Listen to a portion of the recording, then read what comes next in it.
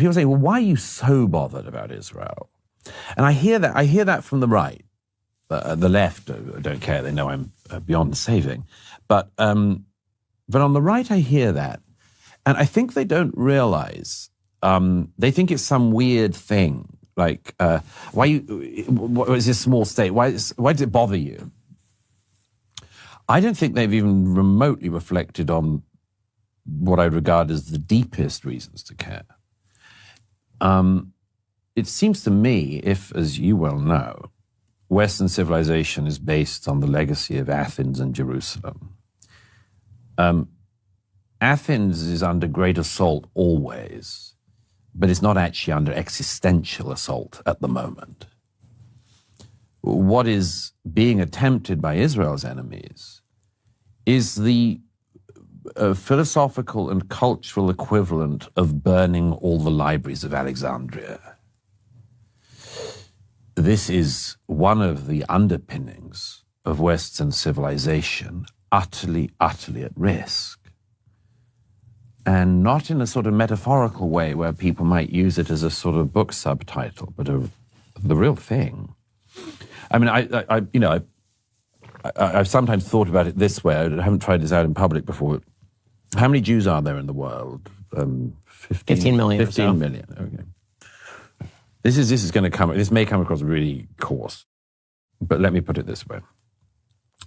I mean, there are lots of conflicts in the world, and I've covered a lot of conflicts involving a lot of people, but it's conceivable that at some point, 15 million Christians could be killed.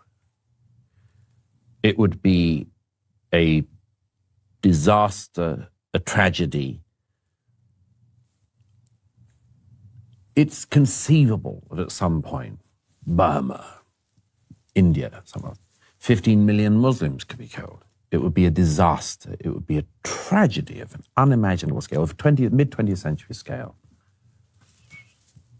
But if 15 million Jews were killed, that's the end of the story. That's it. Now, what does that mean for the Jewish people? It's the end, that the people who saw off everyone from Pharaoh to Hitler disappeared in the 21st century.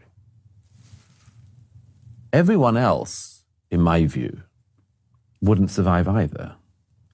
Wouldn't survive either. Western civilization could not survive the destruction of the Jewish state because it would be, among much else, the cutting away of the whole tree that we're on, and Western civilization would die. So I regard the existential threat against the Jewish people to not just be about the Jewish people. It matters deeply to me that it is about the Jewish people. But it also matters to me because it's about America. Could America survive if the Jewish people were no more on its watch, or everybody was forcibly deported from the Holy Land? Come on.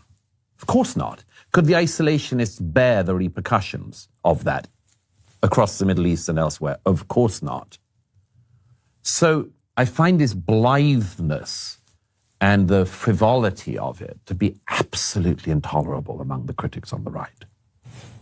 You know, one of the things that's been so amazing about all of this is just the sense that the West has lost its moorings. I mean, I was more disturbed, you know, from a sort of Jewish perspective as a Jew. Tragedies happen to the Jews, terrorist attacks happen to Jews, slaughters happen to Jews. This is sort of the story of Jewish history. But the idea that you have hundreds of thousands of Westerners who are marching in solidarity with the murderers, that was on some level more disturbing to me than the actual massacre itself. Certainly not in terms of, you know, the actual amount of human suffering and the horrifying evil and barbarity of it. But in terms of the threat to the civilization as a whole, it seems to me that one of the things that we're seeing in terms of this sort of right-wing backlash that's now happening in Europe, it's very much of a piece with that. It's very much Europe and I'm hoping America saying, if we don't have any values for us to rely upon, then the people who are marching through the streets are going to end up running this place.